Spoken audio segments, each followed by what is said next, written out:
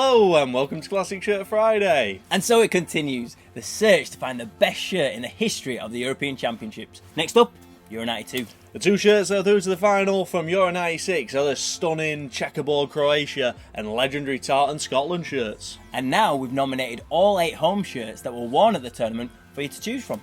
Which tournament? Euro 92. It was a tournament that saw only 2 away shirts used and kits by just 4 manufacturers. It would have been less if they let Yugoslavia play. But they didn't.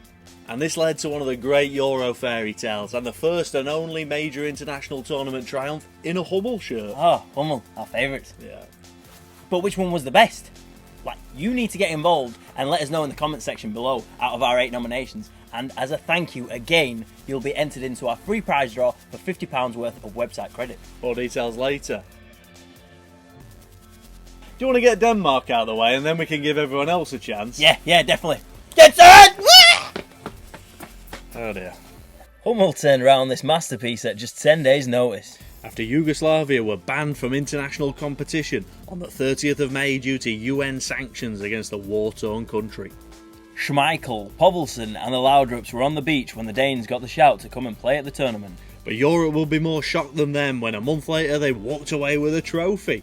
The sleeves is where the action is on this kit, with the red and white stripes standing out on the space created by a diagonal pattern, with the Hummel chevrons on there too for good measure. Then there is a press stud fastening collar, which has neat dark blue trim. The away shirt is a superb inverse of the colours and was worn when substitute Lars Elstrup struck to knock out the fancied French in the final group match. And then again in the semis when they stunned Holland. Peter Schmeichel was the hero that night, saving Marco van Basten's penalty in the shootout, and he then wore this outstanding rainbow-coloured keeper top on a memorable night in Gothenburg. When the Danes completed one of the greatest of football surprises, beating the world champions Germany. More shocking still, John Jensen scored! Faxi. Berlin. Darlene. Berlin. Brilliant! Brilliant goal! And the shirt's pretty good too. Adidas launched their equipment range in 1991, and the 2 main templates of this sub-brand were both seen at Euro 92.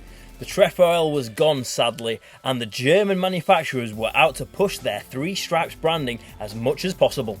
The tournament host Sweden got the iconic design that features the 3 stripes as an over-the-shoulder sash. With material as silky as Anders Limpar's skills and as shiny as Thomas Ravelli's forehead. On the replica shirt, the SFF badge is small and embroidered, but on the shirts the players wore it was a large transfer, and on the centre of the chest. Thomas Brolin, Pre-meatball years. teamed up with Martin Darling to devastating effect to knock out England. Barry Davis's commentary as brilliant as the goal itself. He scored in the semi too, but Germany gate-crashed the party. And face-smashed Jan Eriksson. Not the first time they've gate-crashed a party, is it? Yeah, if only there was a plucky minnow that could stand up to them and stop them from winning everything, eh? We've literally just done Denmark. Alright, I like the shirt. Germany were wearing the other new Adidas equipment template, but theirs was even more bespoke than the CIS and France efforts, with the national flag colours printed at a diagonal on the sleeves, and also incorporated onto the V-neck collar, with the DFB logo embroidered on there too. And the trefoil survived on Bodo Illgner's legendary goalkeeper shirt. Much of the 1990 World Cup winning side was still in place, but Matthäus was out injured and Voller got his arm broken in the first match too. They still reached the final though, knocking out the hosts with Effenberg, Riedler and Hassler the stars, before someone who wasn't even invited to the party originally ended up with a trophy. How you like that for gate crashing? Scotland played at their first ever European Championships in this classic Umbro shirt. I wonder if they made it past the group stage. Okay, they didn't, but the shirt is still a knockout. There was a complex shadow pattern that looks like loads of number 2s. And number 5s throughout the design, and an abstract motif on the right sleeve. The collar had a smart button fastening and SFA detail too. Number 2 was Captain Richard Goff, but number 5 was strangely striker Ali Mccoist. Poor Ali even found it hard to get in the team photo. Maybe McKimmie won a competition of who could wear their shorts the highest. Nobody would mess with Andy Gorham though, even wearing fetching shades of purple and pastel green on this wild goalie kit. It was too little too late by the time the Tartan Army thrashed the CIS in their last group match. CIS! CIS! Yeah, the Commonwealth of Independent States. CIS. It's complicated. When the Soviet Union ceased to exist on the 1st of January 1992, so did its football federation. But what about the Soviet team that had already qualified for the tournament? Exactly. It was basically a new name for that team, and the CIS was disbanded after Euro 92. So the shirts must be very rare, with them only being worn in 3 games of the tournament. Yes, especially the away shirt that was used in the draw with Holland, as that was never released commercially. The red home shirt was, although it wasn't half as good as the amazing design the CIS wore in their 7 pre-tournament games together. It features the Adidas 3 stripes printed across the shoulders and less obviously running down the material of the shirt.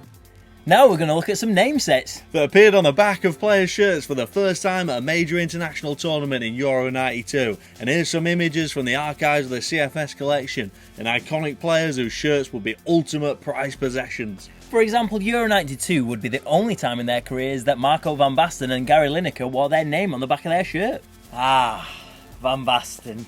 Yes, the all-time great striker played his last international tournament in this great Lotto shirt. Van Basten.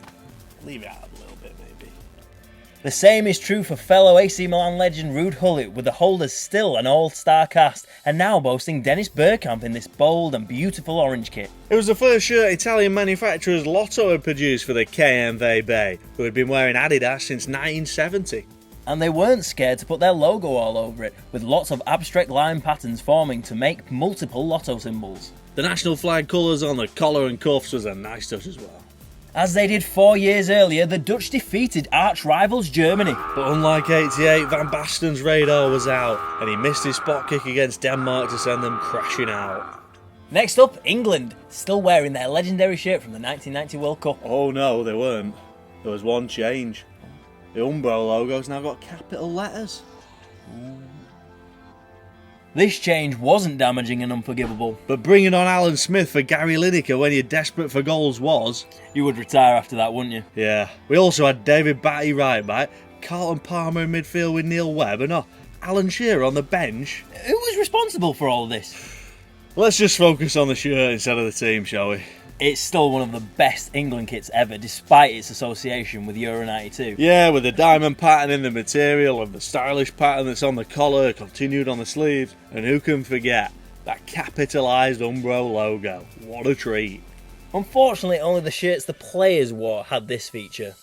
Also bombing out in the group stages were France. At least they had Basil Bolly to entertain them. That's right, Bolly was that much of a psycho that he nutted Psycho. Bruiser.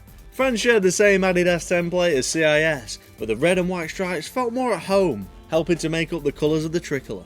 A perfect record in qualification, with Eric Cantona and Jean-Pierre Papin up front, made the 84 winners one of the favourites. But like many at the tournament and everybody at home watching, they were shocked by Denmark. And Cantona's international tournament career was sadly over after just 3 games. And so was Michel Platini's as a manager. So there you have the 8 nominations for the best shirt of Euro 92. To vote, simply leave a comment below saying the name of the team whose shirt you think is the best. And don't forget, everybody who votes has the chance to win £50 worth of CFS credit.